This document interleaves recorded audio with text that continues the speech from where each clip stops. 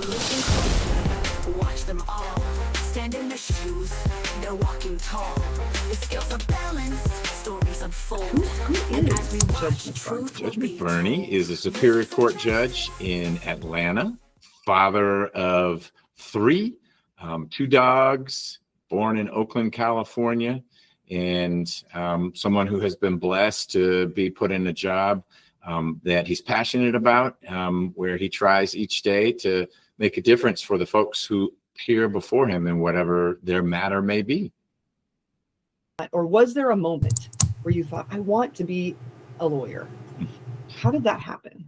So it didn't. I was in college and college was wrapping up, and I was not a med school person. And my friends who had similar majors, government economics, were wondering what we were going to do next. And it was either go work or it was go to law school.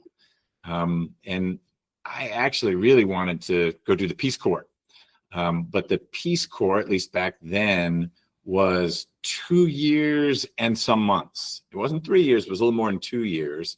And I had applied to law school and got in, but the most you could defer was 2 years. And so I couldn't do the Peace Corps and keep that spot at law school. And so I went and worked in a non-law job. But going to law school wasn't so much I want to be a lawyer as it was I'm not sure what I want to do. And that doesn't seem to lock me into a course like going to medical school would, where then I'll be a doctor and I have to pick, am I a podiatrist or am I an ear surgeon? And I wouldn't have done well in medical school anyway. So that's sort of, I backed into it. It was not a linear, I was 8 years old and I read about Clarence Darrow and said, that's me, I'm going to do that in 20 years. So do you think going to Harvard, did that make a difference in the way your future panned out, do you think, as opposed to going to a different school? I'm sure it did. It opens doors just because of the name. And I did well enough there that it wasn't just a Harvard degree, but it was, hey, he did well at Harvard, which is a challenging environment. I haven't relied on the alumni network as much as some have, but it certainly hasn't held me back. But I actually went back to the line of work I was in before law school when I left. So I didn't practice law for the first 3 years out of law school. I was a management consultant. And I took the Georgia bar because my job consultant was in Atlanta. I thought I might as well take the bar close to having finished law school. That's as much law as I'm going to know over the next few years. And then just stuck it in my back pocket. My most interesting class in law school was an externship with the district attorney's office in Middlesex County, which is where Cambridge is. I enjoyed that, thought being a prosecutor on your feet, doing that kind of work was fascinating. And so when I left the management consulting work, I had a Georgia law license, which meant I needed to apply to a prosecutor's office in Georgia and not somewhere else. And ended up working for the district attorney's office here in Fulton County. So it was sort of like going to law school. I kind of stumbled into it, having done what I was going to do in the management consulting world. When people feel like they have one course for their job and it's a job, right? But when I can basically go do anything. I don't know, it gives you a freedom in the job that you're doing, right? Oh, 100%, because you're experimenting with something. You kind of stumble into it and maybe this would be interesting, but you haven't charted your life to end at this destination. And by golly, it better work. And you're going to force it to work, even if you don't like it. I told everyone and myself for 20 years, I'm going to be a lawyer, prosecutor, whatever it was. So it's difficult to connect all the dots that I've followed, and I'm sure they were for some higher purpose, but it wasn't like some of my friends who say I knew when I was in high school that I was going to be a tax lawyer. So I don't know how you could ever know that, but more power to you if that's what you wanted. Right. Yeah, that's incredible. So you've kind of navigated this path, but now you're a judge. So I'm excited to hear, how did this happen? Similar story. I was year 9-ish as a federal prosecutor, so working for the Department of Justice. many years ago, different Department of Justice. There was an opening on the Superior Court bench here in Fulton, where I had practiced as a prosecutor. I was reaching that point with the U.S. Attorney's Office where there are many, many careerists. And I looked at them and said, you did this for 20, 25 years. And there was beginning to be a certain sameness to it. Every case is different, and it's fascinating working with FBI agents and DEA agents, but it was becoming a little routinized. And there was this opening. A judge retired before his term was up, which means in Georgia, the governor gets to fill the position. So you can actually apply for it. It's not a run for office or anything like that. And I thought, I'll put my name in. If it doesn't work out, I like my job. And so it's another one of these low risk situations. For whatever reason, then Governor Deal, he was the governor at the time, said, McBurney, I pick you to be the replacement for this retiring judge in Superior Court. And that was 13 years ago. Here I am. It stuck. You're an attorney, and then you're going to be a judge. What do you do to make that transition? Do you go to some kind of judge school in Atlanta? How does that work? I wish there was more of a school. There is now. We have instituted the Superior Court, the Council of Superior Court Judges in Georgia now has a new judge orientation. And so all new Superior Court judges, appointed, elected, however you get in the office, you spend a week with a couple of mentor judges. I'm one of them now. So two of us run a week-long course at the end of the year for all the new judges, where we give them a primer on civil, because some of them were prosecutors and they don't know civil law. And we give a primer on criminal because some of them were on the civil side. They wouldn't know a motion to suppress if it hit them in the forehead. And also on family law, which sort of falls in between. It's civil practice, but it's a different set of rules and a different set of issues. So we cover all that. Unfortunately, that didn't exist when I joined the bench. And so I felt pretty comfortable with criminal matters. Civil, I just read a whole lot before I went out for each case. Didn't hesitate to ask questions, and always would say, I'll get back to you if I felt like I needed to do some homework before answering something. I mean, other than an objection in the middle of trial where someone says hearsay, and I need to say sustained or overruled, most things I came to learn, and it's one of the few luxuries of being a judge, is you control the clock.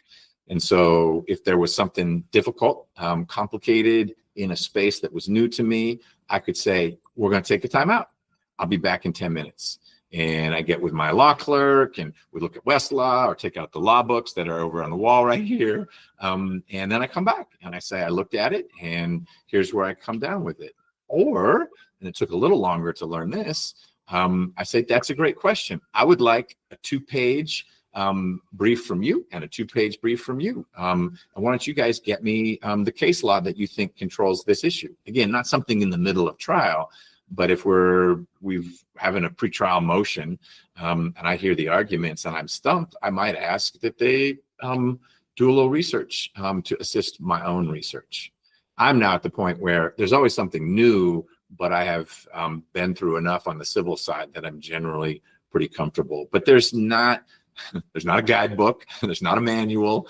And back then, there wasn't even that week-long immersion. Here, we're going to lift you up to at least give you the basics. As a judge, what do you think is the most important responsibility that you have that the general public might not understand? It's listening. I think the image of a judge is banging the gavel and ruling. I'm deciding this, telling people what to do. Not necessarily in a bossy way, although there are unfortunately bossy judges. And ultimately, that's what judges are called upon to do. Someone brings to you a dispute that they can't sort out. Mediation didn't sort it out. Negotiations didn't sort it out. If we're having a trial in a criminal case, they couldn't reach some kind of plea. And so in the end, I am ruling. I am saying, here's what we are doing as a result of what you shared with me. But the most important thing I'm doing to get there is listening. And letting people know that I'm listening so that when that ruling comes out, they know they were heard, that they didn't walk into a courtroom where I had already made up my mind, where the die was cast. And so if that's someone who's not a lawyer, it's interacting with them so they know I'm listening. I ask them questions. I repeat things back. I want to make sure I heard what you said. If it's lawyers, it may not need to be an interaction on quite that personal level, but it's certainly acknowledging their arguments and letting them know, and good lawyers would know coming in, you may be in a situation where the law is not on your side. So I'm gonna hear you out, but of course I'm bound by the law, and you may be a friendly lawyer or a wonderful lawyer, but if the law says X and you're arguing for anti-X, in the end, I'm gonna rule against you. But I listened to you. Again, you were heard. I have colleagues who don't listen. They come in and maybe a law clerk does some research for them and they decide, and I'm not saying they make the wrong decision, but it is plain in talking with lawyers who've appeared in front of them that the lawyers didn't feel like they were heard. And they don't feel like they necessarily have a chance to move the needle in one direction or the other by having that interaction. And if that's the way it works in that courtroom, query why you have the hearing at all. Just say, you know what, we're going to decide it on the briefs. Again, that's on the civil side. If it's on the criminal side, it's a trial. Judge isn't making the final decision, the jury is. But I think that listening to the people who are taking time out of their lives to bring their problem to you is the most important role. And it's one that I don't think if you ask people, what do judges do? They rule, they put people in jail, they declare a law as valid or invalid. They do all that after they listen. All right. And speaking of listening, I have watched some of your cases, and you seem to really listen and validate people, like I've heard you. And it doesn't matter if it is a defendant and there is video footage of the crime. It's clear what has happened. It is not up for, and they've said they're guilty, but you will still listen to everybody, the victim impact statement. You'll have the defendant's family can come in. How easy is it to listen to all of that and then let it go and go home at night? I have become more adept at compartmentalizing so that I can leave what we see in this line of work at work and not bring it home. Those are difficult things. They're part of the job. My life outside the courtroom doesn't have anything to do with that. And so when I'm driving home, I start shifting gears to wonder how my kid's day was at school. I take my dog for a walk. That kind of thing, and just plug in there. It doesn't mean I forget about it. And I might even share something at dinner about, hey, I had this interesting thing at work today, especially if it makes me cool in my kids' eyes. They talked about TikTok. Dad, do you know what TikTok is? Well, I don't, but these people in court know what TikTok is. Does it, speaking of, okay, so we're not going to talk too much about your family, but does listening to these things, do you think, make you more protective over your family than maybe you would have been? I think it makes me, yes, although I feel like I'm protective of my family, I think it makes me smarter in terms of the steps I take to keep them safe and the advice I give them about how to go about things, whether it's interacting with law enforcement or we were thinking about going to this part of town versus that part of town. And I can explain, you probably don't need to go there. Why don't you go in this direction? You also learn that even though my daily diet and a judge's daily diet might be serious, scary, disturbing things, it's the exception. We bring in hundreds and hundreds of jurors every day, thousands a week, et cetera. And most of these jurors also haven't encountered something like this. So we are dealing with, again, on the criminal side, acts that have consequences, but they're not acts that happen every day in every neighborhood in Fulton County. So I also need to keep that distance as well and not assume because I see a murderer every week that means everywhere you go there are murderers. It doesn't correlate that way. And thank goodness. Yeah. Right.